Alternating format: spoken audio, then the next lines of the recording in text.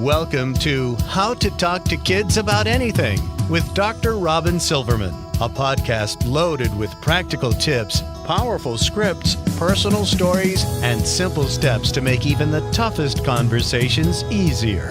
So get ready to get the information you need to make the impact you want from someone you trust, your friend, parenting expert, Dr. Robyn Silverman. Hello and welcome to this edition of How to Talk to Kids About Anything, where we give you the tips, scripts, stories, and steps to make even the toughest conversations easier. I'm so honored to be your host, Dr. Robyn Silverman, child and teen development specialist, author and speaker, and most importantly, parent of two great kids who give me the opportunity to love, learn, and grow every single day, whether I want to or not. Believe me, I get it. It's not always easy, but as you know by now, we're in this together, and we have some wonderful people helping us along the way. Now, perhaps like me, you remember mean girl behavior being relegated to middle school or high school, being ostracized, gossiped about, teased, berated, or made to feel inferior. I certainly was a victim of it. Perhaps you were too, and it was terrible. But there seems to have been some kind of age compression of sorts that has happened where the ugly behavior we once saw in the teen years is now happening in younger grades where competition and social humiliation is on the rise. What we once discussed regarding queen bees and cliques in 5th and 6th grade is now the buzz of 1st and 2nd graders. It can no longer be ignored, and we must address this right now. Katie Hurley, LCSW, has been on our show before in a popular episode on stress and children, and she is back to talk about young girls and relational aggression in the elementary school years. Katie is a child and adolescent psychotherapist, parenting expert, and writer. She is the founder of Girls Can empowerment groups for girls between the ages of 5 and 11. Hurley is the author of the Happy Kid Handbook and the forthcoming No More Mean Girls, an awesome book. I got to read it. I'm so excited about it. And her work can be found in the Washington Post, PBS Parents, and U.S. News and World Report, among other places. She practices psychotherapy in the South Bay area of Los Angeles and earned her BA in Psychology and Women's Studies from Boston College and her MSW from the University of Pennsylvania. She splits her time between California and Connecticut with her husband and 2 children. I am so excited to have you back on the show, so welcome again, Katie Hurley, to How to Talk to Kids About Anything. Thank you so much. I'm so glad to be back. What an honor. Yes, so exciting. And we had a great time talking the last time. And I know that people have probably already heard you speak about this, but we're shifting directions here. You know, before we get really started today, you have changed gears a little bit. We chatted about stress and how to help raise joyful kids in a stressed out world. Now we're talking about No More Mean Girls, your forthcoming book we're extremely excited about. We were talking about relational aggression and self-esteem. So what or who prompted this more recent interest? Well, I mean, it seems like it's a more recent interest because the book is coming out now, but I will say I've been at this for just shy of 20 years working with kids and adolescents, and I primarily work with girls. I do work with boys too, but I tend to have a lot of girls roll through my office, and I've kind of seen firsthand the shift from 20 years ago when this stuff was happening at the middle school level to, you know, cut forward to today, 2017, 2018 coming up on, and it's happening in 2nd, 3rd, 4th grade, sometimes even kindergarten and 1st grade. So I've seen this pushing down of mean girl behavior, and it's come through my office. I've seen it in the groups I run. I've seen it when I'm at schools consulting and things. So I really started to look at it and say, we've got to figure out what has changed, how we got here, and what we can do to help these girls at younger ages so that they can learn to build each other up and be uplifters. Mm-hmm. So important, and it is disturbing that it's happening younger. When I was in elementary school, I certainly dealt with my fair share of relational aggression towards like the end of elementary school. I was ostracized mercilessly in 5th grade, which is now sort of middle school time period. So it happened so much that I dare say that it was a pivotal year that shaped some of the way I view female relationships even today. It was so integral and into how I view the world, how I view friendships. Just a huge impact on me, and it had a huge impact on young people. And people sometimes they'll look at this and say, this is just girl drama. So I would love to know, how do you respond to that? I find that really frustrating when people boil it down to girl drama or say things like, well, that's a rite of passage. That's just part of growing up girl.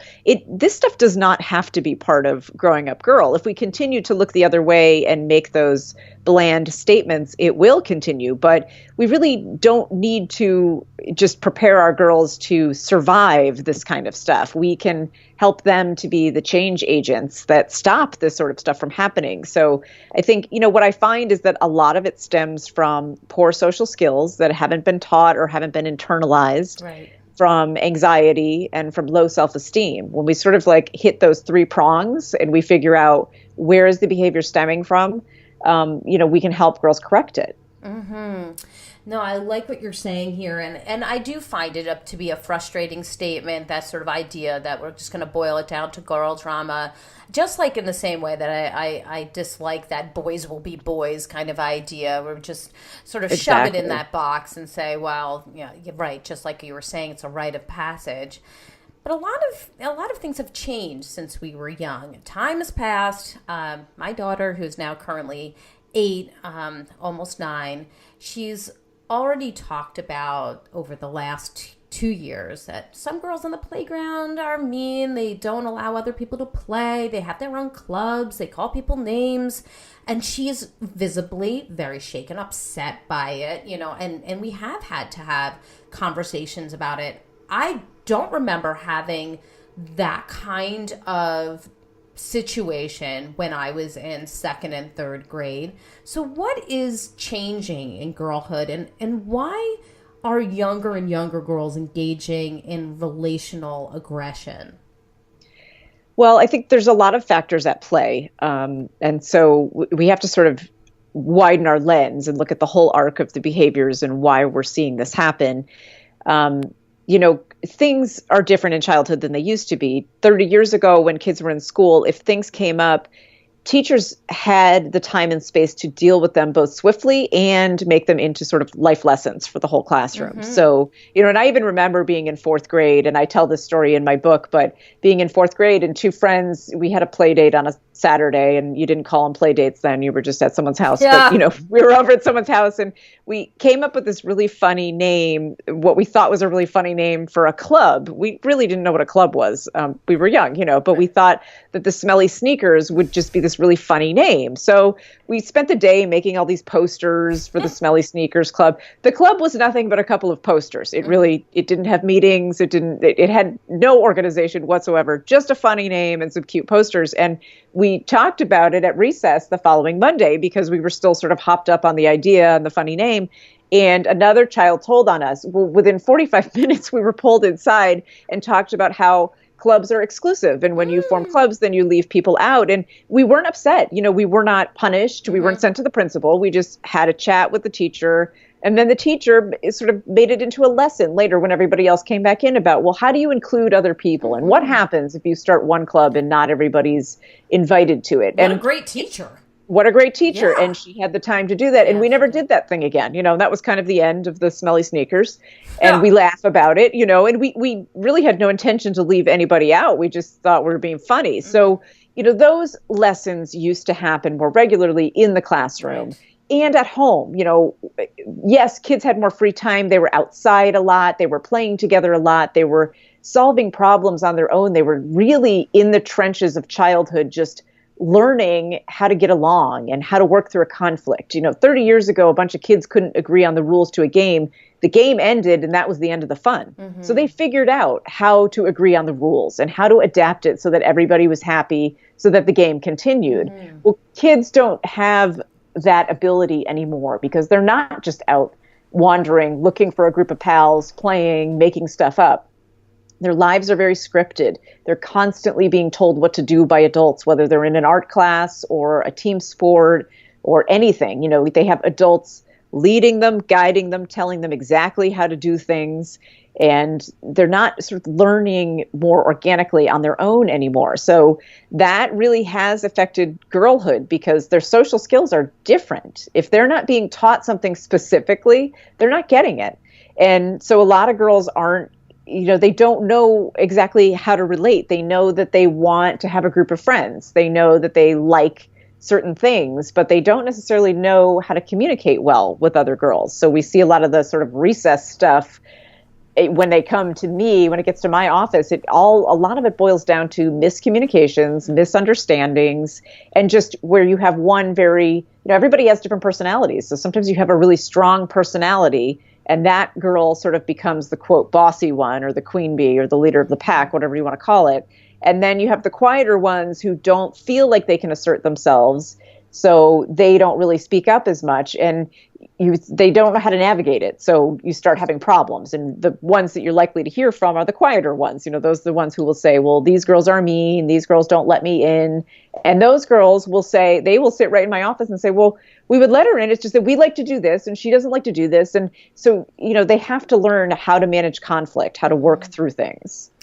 I think you're hitting on something really important, this idea of organic play. And you and I have talked about this in our previous podcast together on stress and play and sort of that natural going outside and picking up sticks and, playing in the dirt and, getting it done.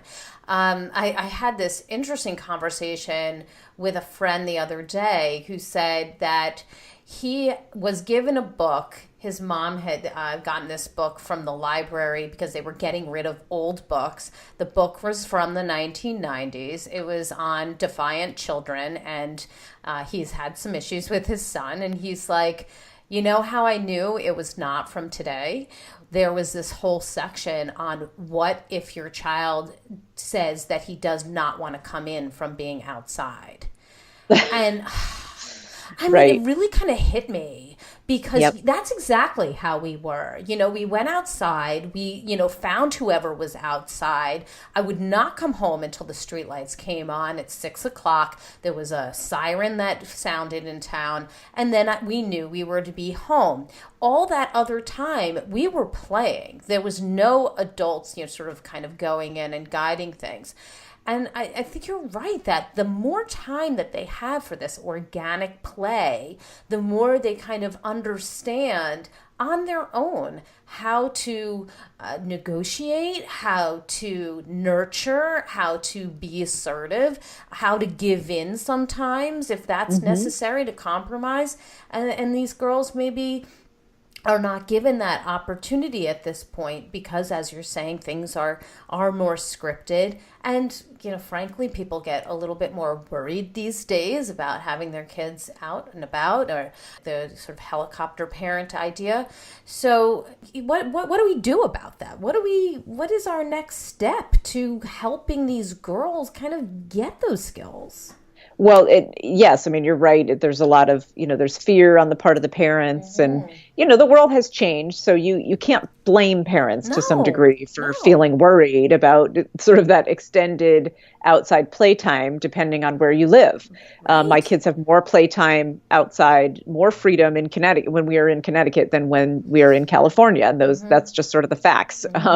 They've got the backyard in California, but in Connecticut they can roam, and that's just different living circumstances. So true. But the other thing, too, is that the thing I hear from moms of girls over and over again is, I want her to have every opportunity. I want her to have every opportunity. Yeah. So they're playing every sport, and they're taking every musical instrument, and they're taking voice lessons, and they're taking art classes, and they're taking cooking classes. They're doing 1,000 things.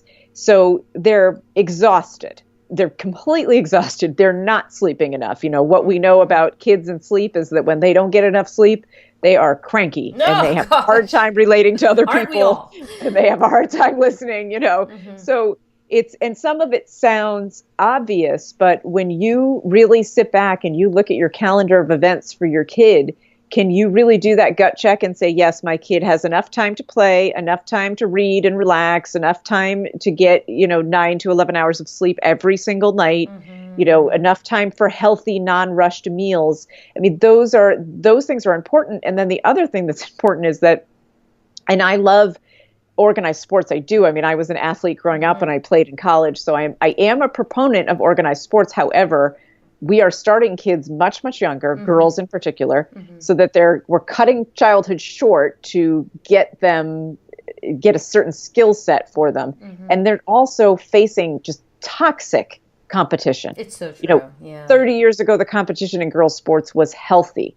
It's pretty toxic now in a lot of different sports, and I've seen it from a lot of different angles and dealing with my own daughter and clients and things. And so those are all things we really need to think about. I think the number one thing we can do right now, easy peasy, is slow down. You know, teach girls the value of slowing down and figuring out what they're really interested in. You know, there's this whole thing about passion. I have to find my passion or passions. And it's like, you can't be passionate about something if you don't have time to think. I mean, you just can't, you know, so really just slowing down and letting girls discover the world around them and letting them enjoy other girls, you know, just enjoy friendships that aren't tied to anything. You know, why do they have to only be with their soccer friends or their dance friends or this friend or that friend? Why can't they just have these more organic friendships that just speak to them? You know, we have to trust them that they know what they like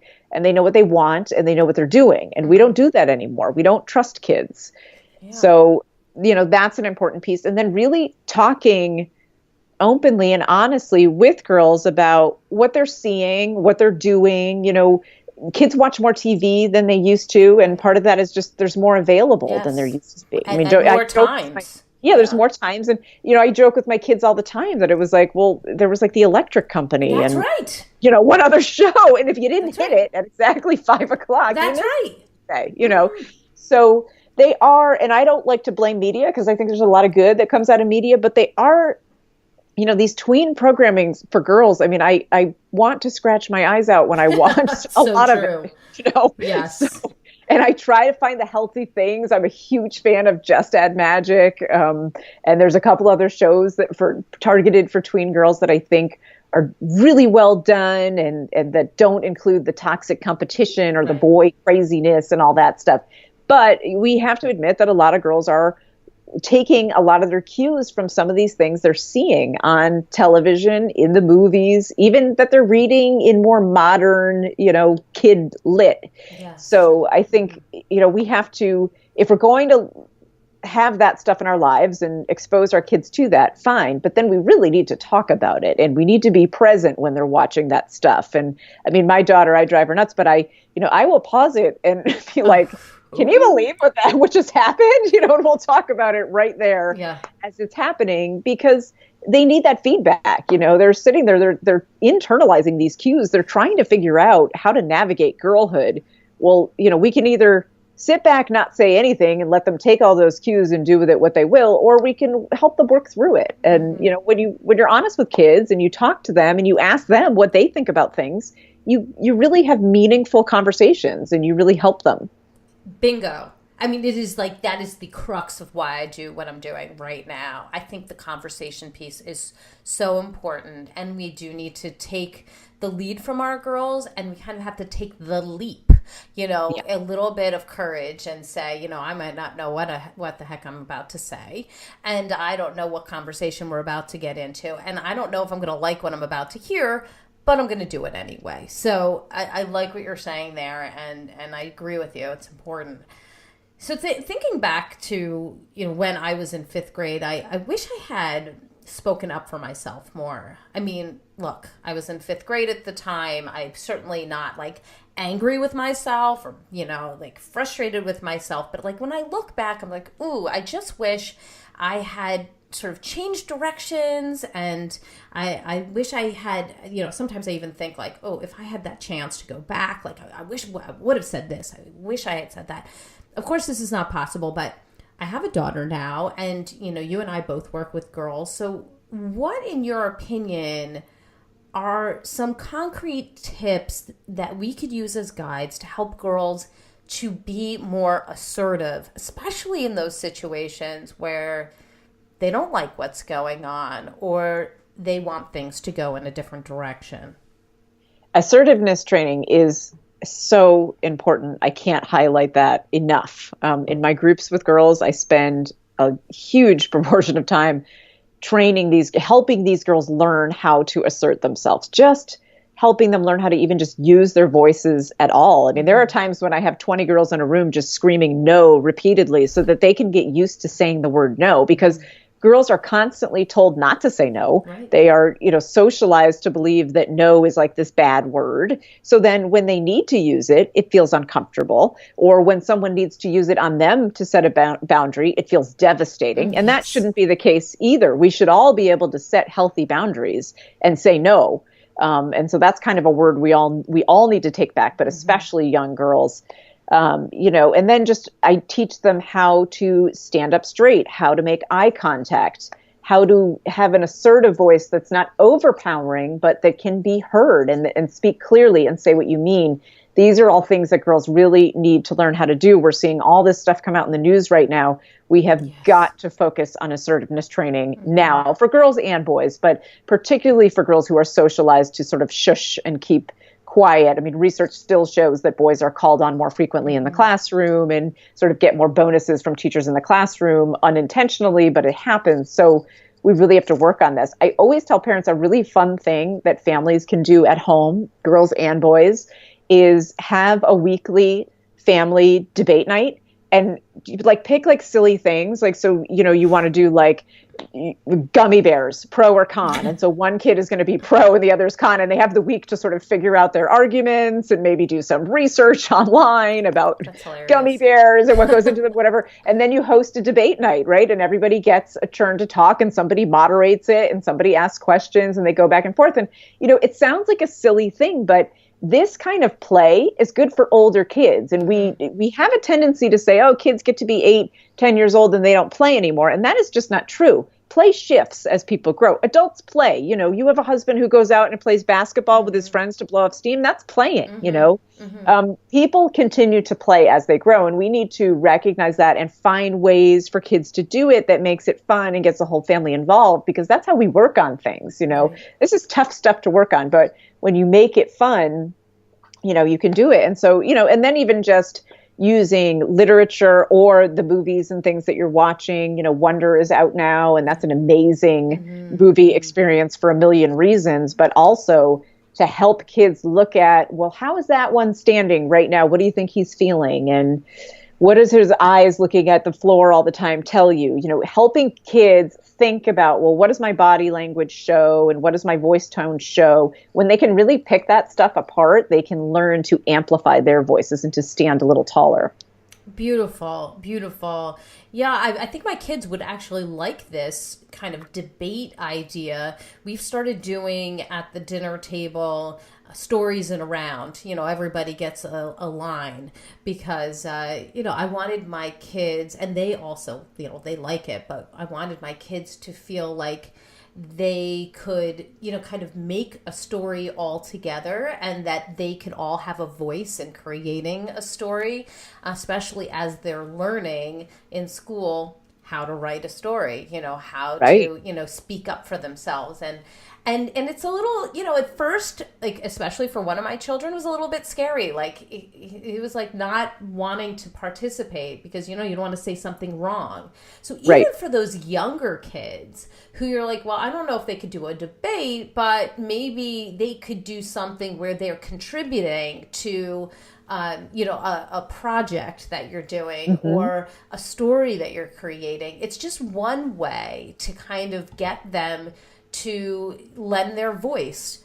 And it is significant because whatever they say in this sort of story and around changes the story. And that's right. It lends itself. So that's sort of a little bit younger version, but I like what you're saying about this idea of debate, and hadn't thought much about that. But I think that could be a next iteration, arguments over gummy bears, yes or no?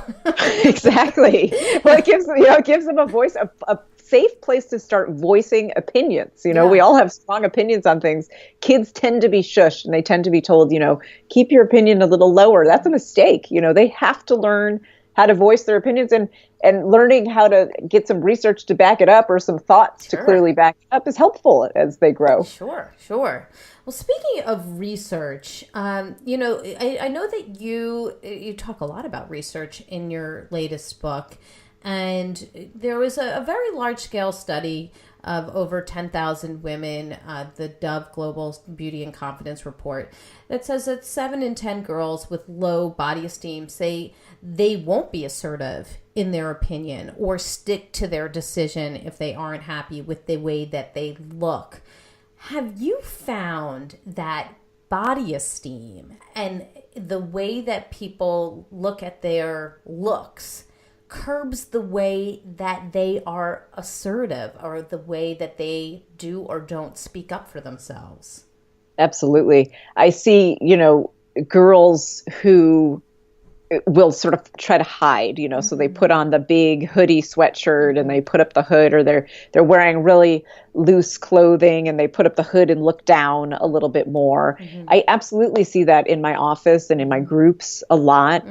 When girls are not feeling good about how they look on the outside, or they're wondering about how they look to other people on the outside, they're less likely to voice their opinions because they somehow think they're not important and that their opinions don't matter as much as someone who feels good about themselves. So this whole, idea of confidence and self-esteem, and it can be body esteem, it can be just self-esteem, and even, sometimes people have very distorted body esteem. So, you look at them and say, wow, look at this strong young girl. She's, she looks like she plays a lot of sports and is very active and could climb a tree in 3 seconds.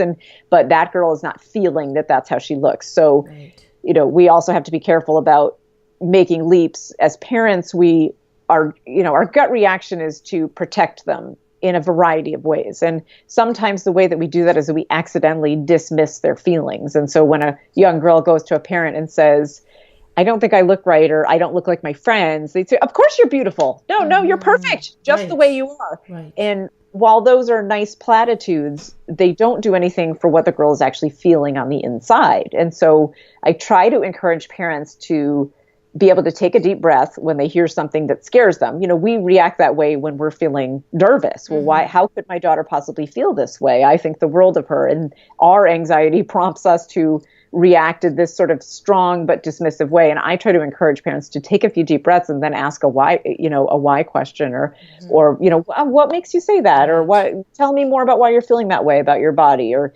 just really we can't be afraid to ask those questions either, to say like, well, tell me why you think that about your body. Can you explain to me what you're feeling about your body? We never want to have those conversations because we think it's like wrong to talk about bodies. They're thinking it. They're thinking about their bodies. Their bodies are changing and growing fairly rapidly throughout childhood and middle childhood. For us, it feels like it's a long journey. For them, it's constant. Their brains are changing. Everything is changing all at once. And they're bombarded with all these things in the media, and they're comparing themselves to their peers. And we say, don't make comparisons. Comparisons is the thief of joy. We have our cliches that we throw out, but that doesn't stop them from making those comparisons and wondering how they stack up. That's part of growing up. So again, getting back down to talking honestly with kids, not being afraid to say words. Are you feeling that way because you're starting to develop? Are you feeling that way because you think that your breasts are starting to bud? Like, no one wants to have these conversations. We can be honest, right? We're never ready for it. Right. But we have to be ready for it. Like, we, the parents, have to stand in the mirror and say these words over and over and over again until they're normal for us. Yeah, we could say them to friends if we want. I mean, it's just like to have an audience, because it's so important to practice. I know when I'm speaking to audiences about body image and girls, often there's a moment, and I feel it from the audience, where they are, I know, going over in their head what they have said or have not said in the exact situation that you just mentioned. And they're thinking, oh crap, I messed up. And I just want to underscore that it's okay if you were the one, after you just heard Katie say, did you just dismiss somebody, or, oh no, you're perfect the way you are. it's okay because we can always go back, right? We can always go back and say, I wish I'd handled that differently, and go back to your child and say, you mentioned a couple weeks ago that you felt this way and I said this. Can we talk more about that? We Absolutely. Can go back, right? I do this with my own daughter all the time where I'll, overthink something later, at night. Yeah. And I'll go back to her and say, I said something to you yesterday and I wish I said it differently. Do you have a minute to talk about that so I can say what I meant to say or what I could have said a little bit differently, and we'll go back over it. And, I can see in her eyes that sort of recognition of, hey, I mean, first of all, we all make mistakes, right? We all say things that we think are the right thing and turn out to be the wrong thing. So, okay. And then that teaches her that, things aren't over just because a conversation ends. You can revisit it. You can say all the same things again if you need to say the same things again. But when we go back to our kids and say, I thought about something we said and I'm thinking that I want to go in a different direction, or I meant to say this.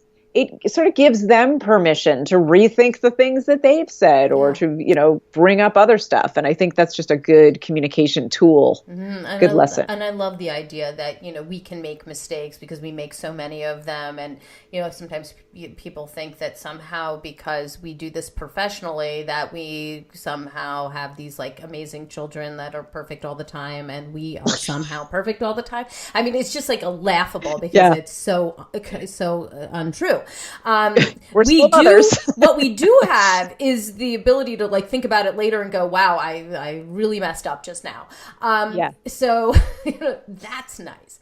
So I just want to, I just want people to all know we're on the same boat here, and we are far from perfect. And speaking of perfect, we know that can affect our self-esteem as parents, but it also can affect the self-esteem of kids. And I'm wondering, how does that fit into this whole idea, this like striving to be perfect? And then how can we kind of talk to girls and work with girls about perfectionism so that it doesn't interfere with their ability to speak up or be, friends with the people they actually want to be friends with instead of the people that are sort of telling them to be friends with them? How does that play a role? Perfectionism is a big problem right now among young girls. And, as a partially reformed perfectionist, I can tell you, having gotten to the other side at some point in my adult life, the world is better when you're not putting an intense amount of pressure on yourself to be some version of perfect. Mm-hmm.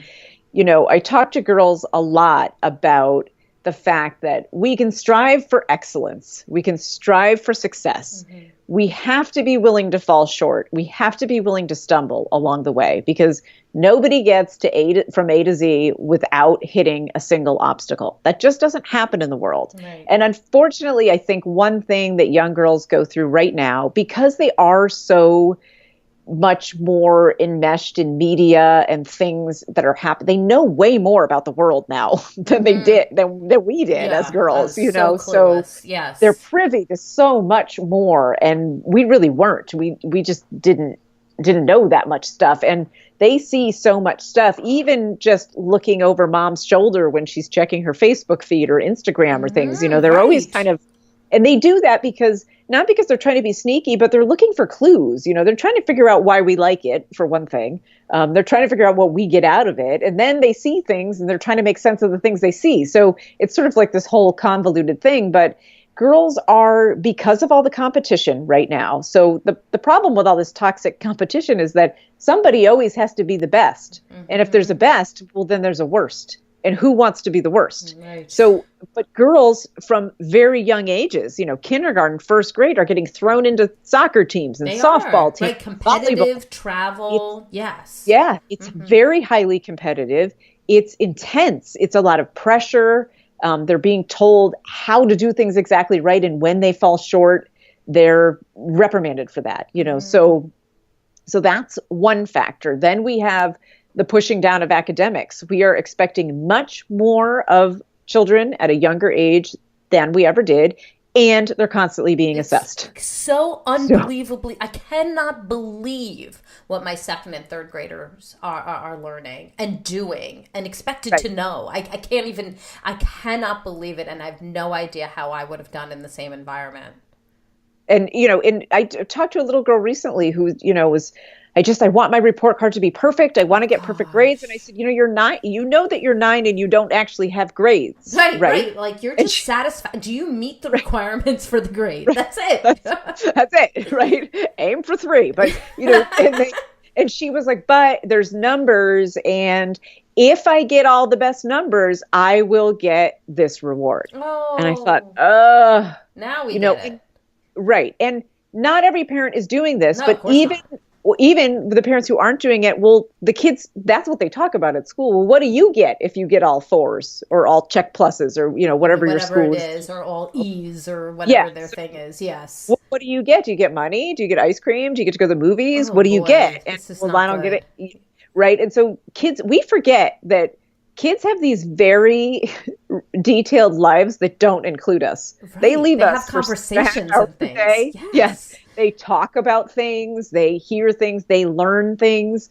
And some of it's great and some of it's not. And bus talk can sometimes go in a bad direction. Right. And so, so there's a lot of pressure right now on girls. So it's really no wonder that so many girls are struggling with perfectionism, because they're hearing it on the field. They're hearing it at school. They're getting it somewhere at home. They're comparing themselves to their siblings or their best friends or their cousins or, what have you. Parents are really wanting kids to be successful. I mean, the catchphrase of the public school system right now is college and career ready, and that starts in pre-kindergarten. Oh, gosh, that's crazy. Think about that. College take a preparatory school in kindergarten. Right.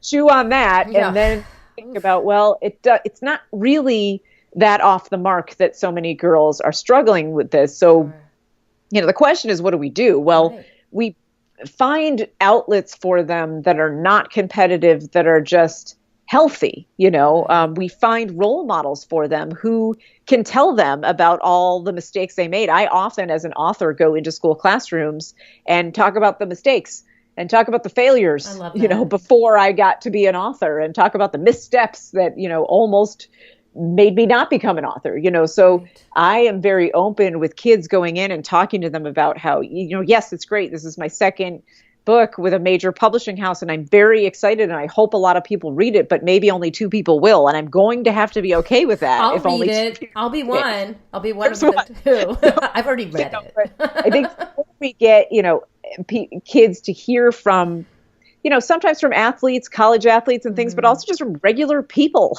that, in the world doing regular jobs, that, hey, it's hard. And some days are hard. And some days you really fall short. I mean, I have bad days where I don't get my work done, or the work that I do is not as great as I had planned it to be in my head before I started working.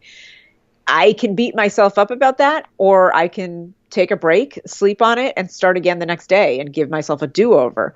Right. We have got to teach girls that every day is a new day to start again. Yes. My father always used to say that the thing that he loved the most about sunsets was that if you had the perfect day, you had a great day, it's a beautiful way to end it with those colors just dripping from the sky. But if you had a lousy day, it was a beautiful way to end it with the colors dripping from the sky, because you knew that you got another shot the next day. Oh, and gosh, I love your dad. We need to say those things to young girls, very young. We've got to start, because they are engaging in these big girl things at young ages. Well, then we got to talk to them younger. We can't wait until it gets bad. By the time they get to me, they can't sleep at night. They don't want to go to school. They're not eating. They're, a mess. We've got to talk to them sooner before they hit that point. So let's talk a little bit about those discussions. And I so appreciate that, because I think that the discussions are things that we have to have, and sometimes can be very scary, and we don't always know what to say. And having you as a guide in this case can be really helpful and calming for a lot of people. So let's say that you have a girl in front of you who has come home to tell you, or come into your office to tell you that girls are being mean, or she feels like there's nothing she can do about it. She may feel like she doesn't have friends, and you know that she's feeling really low. So what do you do or say to that child who has come to you with some low self-esteem and situations that are kind of feeding into it? The first thing I always tell parents is to really slow down your own responses and be okay with sitting with silence for a couple of minutes, because it's better to be quiet for a couple of minutes and really think through your reactions than to overreact quickly and in the moment, because our girls take their cues from us. So if they come to us saying that they're basically dealing with relational aggression and they feel hopeless and they don't know how to handle it, and we immediately pick up our phones and start texting other moms and emailing the school and calling dad to get him in on it or whatever, they see that's an overreaction. It really is. And they see that and they start to become very anxious, because clearly this is a high alert situation that they have just revealed. And now they don't know what to do with all those feelings. So the first really best thing parents can do is empathize with their kids and just really listen and ask questions and listen to the answers. So instead of formulating in your brain, well, what's going to be my strategy? What's my plan of attack to fix this for my kid? Sit with your child, listen to the words that she's saying to you, empathize with her and say, oh my gosh, that sounds really, really hard. I can't imagine how that must feel for you at school. Can you tell me how you're feeling at lunch? Can you tell me how you're feeling when you're sitting at your desk? What kinds of things are you thinking when you're there at school? And a lot of times when we talk like that to kids, they will say, I'm thinking I want to come home. I'm missing you.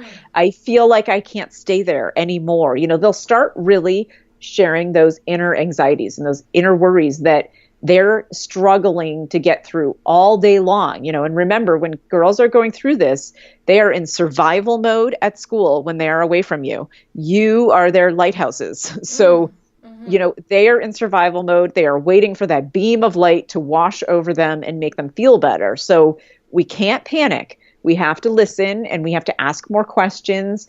While your daughter is starting to reveal things, sort of make a note of it in your brain so that you can scribble it down later exactly what's happening. So you can get a clear picture of what's really happening at school, who's doing what, who's saying what, how is your daughter responding?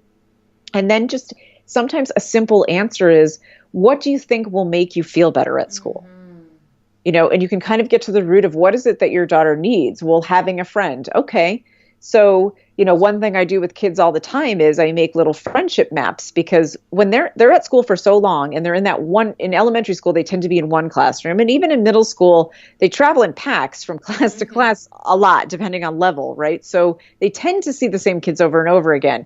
And so I say, let's map out other friends. Okay, we know these are the people at school. Right now, these friendships aren't working and we're not sure why, but we know they're not working and that you're feeling really bad. And so we got to figure out, what we want to do is figure out, like, who else is a good touchstone for you at school? Like, who else might be a good friend?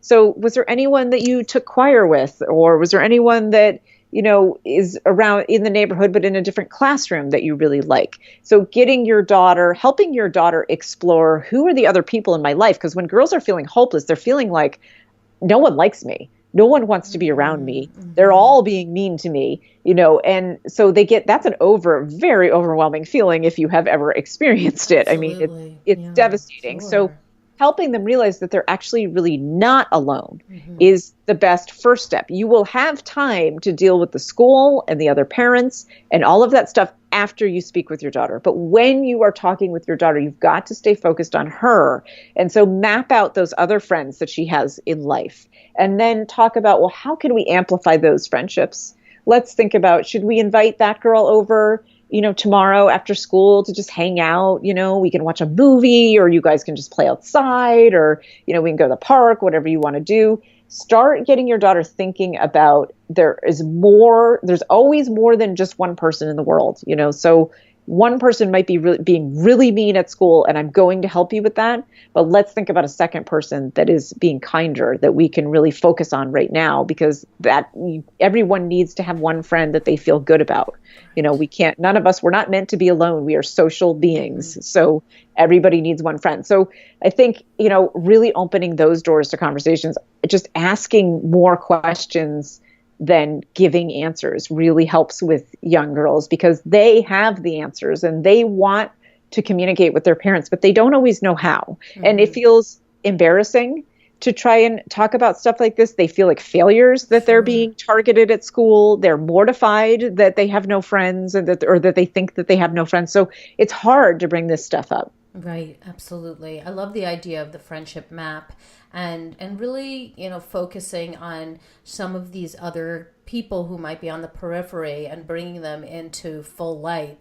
I remember speaking to somebody who told me that in his world, that when the other people were amplified, it dwarfed the importance of the person who was making his life less pleasant. So I really appreciate what you're saying. I'd like to flip this before we go into our top tip and just ask you for what to say if you find out that your daughter is on the opposite end, that she has made somebody else feel ostracized or belittled, that somebody else has mentioned that their daughter is feeling left out and hurt. What is the conversation that you can have with your child at that point?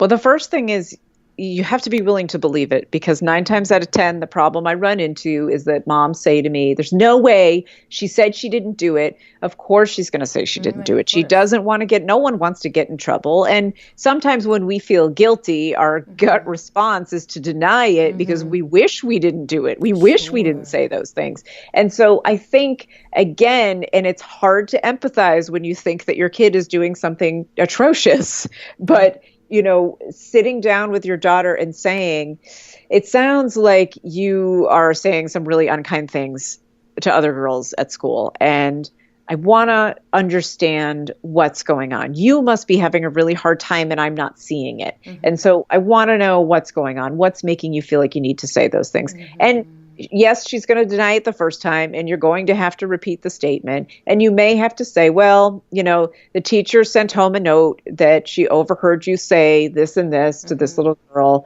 Why would you choose to say those? To help me understand why you chose to use those words with that little girl. And let's think about how she might have felt when she heard those words, and just kind of like steer it towards empathy. Our gut instinct is to either deny it or to consequence. And honestly, if we want kids to shift their thinking and to learn how to connect better with other kids, then neither of those two things work. We have to really get down and dirty with them and talk about what's going on beneath the behavior. Every behavior is a form of communication, even targeting other kids. So let's find out what they're really trying to communicate when they do that. Thank you for that. I think sometimes we leave this out of the conversation, that our daughter can actually be the one who is making somebody else feel bad. But I think it's important that we have that conversation. And I also appreciate what you're saying about believing it, because, it is our gut reaction to want to defend our child and think the best of them at all times. But there are many people who are saying unkind things at school or behaving in a way that makes other people feel inferior, and it can't always be everybody else. Sometimes it has to be your kid. And I think, too, for parents who have heard this information or had another parent say your girl is being unkind, I can't reiterate enough for parents that just because your girl is doing unkind things right now or saying unkind things doesn't mean that she's not a good person. Right. It means that she is going through something and she doesn't know how to communicate in a better way. So she just hasn't learned it yet. So instead of thinking all is lost or thinking that your child is terrorizing other kids, take a deep breath and say to yourself, there are some skills she hasn't learned yet. We got to figure that out. Right. My daughter and I, we often talk about how everybody's working on something. I say it to my son, too. Everybody's working on something. You're working on these skills. Somebody else is working on those skills. And, the intention is likely that they did not want to make you feel bad, or your intention may not have been to make that other person feel bad. But this is how it wound up coming out. So now what are we doing? So at this point, I would love to talk about your top tip. Out of out of everything we've discussed or maybe did not discuss, how can we best help girls cope best with relational aggression and help them to become the kind-hearted, happy, good people we know them to be? Well, I mean, the obvious thing to say is to model it, because they learn so much from us. And that is generally a good tip, is to model kindness, model empathy, check our own reactions in the mirror when we're frustrated, when we're sad, when we're feeling disappointed by a friend or a relative. Really think about how we portray that to kids, how we handle rough spots, so that if our daughters are seeing any of that, that we're setting a good example. But the number one thing I would love to see more of from moms and dads of daughters is to spend more one-to-one uninterrupted time with them. Mm-hmm. The number one request of girls when I speak at schools to girls, when I have them in my girls groups, when they're just in my office, the number one request I ask every single girl I encounter, what do you want most from your mom or dad? And they say, time alone. We are on our phones too much. Mm-hmm. I'm guilty at times. We are on our phone too much. We are relying too much on instant gratification. We are relying too much on being super connected to the outside world at all times. They want us to snuggle up and watch a movie. Yes. They want us to go out to In-N-Out and get a burger and some fries and talk. They want to go hiking. They want to ride bikes. They want to be together. They want time with dad. They want time with mom. They want time with their favorite aunt. It's not too much to ask, right. to build in that time. That is when they will do their talking. That is when they will ask us the burning questions that are swirling around in their little minds. And those moments are they're critical. I always tell parents between the ages of 9 and 12 is make it or break it for self-esteem. It's absolutely, that is it. It's make it or break it. They are either going to fly or they are going to tank. Spend that time with your girls, because you can help them fly if you just give them your time. Well, that's a quotable, and I really appreciate you saying that. Sometimes I think we do need to sacrifice our connection with the outside world so that we can bolster the connection with our children. Right.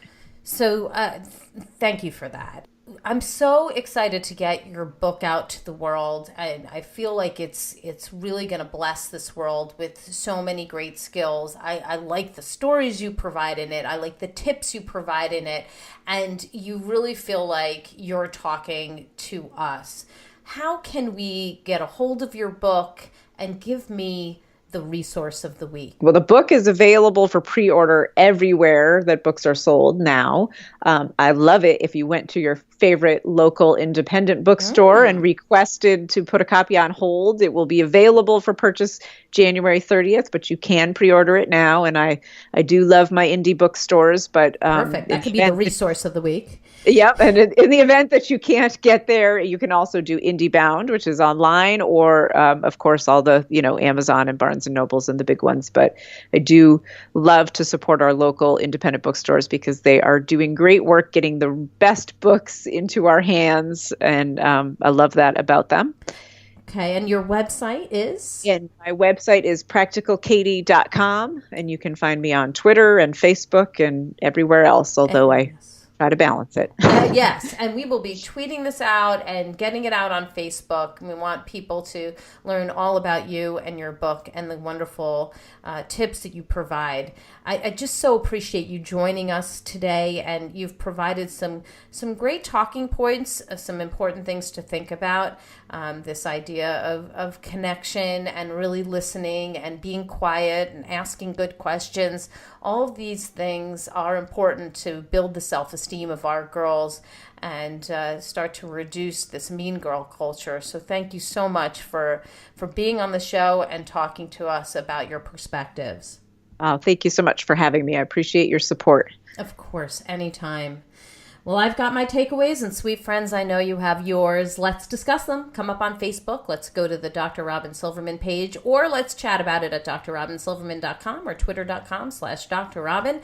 And if you love this podcast like I did, and Katie Hurley's done an incredible job giving so many great tips, I hope you'll come up to iTunes, rate, review it, and share it with everybody you know. We want to bolster that self-esteem of our girls and really help them thrive and fly, as Katie's saying.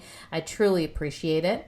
That's all the time we have for today. My fellow parents, leaders, and educators, thank you so much for tuning in to How to Talk to Kids About Anything. For more information on books, articles, speaking engagements, or curriculum, please visit drrobynsilverman.com. So many great podcasts, show notes are up there as well. I look forward to weathering the storms and enjoying the sunny side of life together. And please remember, even on the days when you fall short, you've got this. You're here. You're getting the information you need. You can back up. You can do it again. I know it's not easy, but never forget there's always tomorrow. Parenting is the ultimate do-over.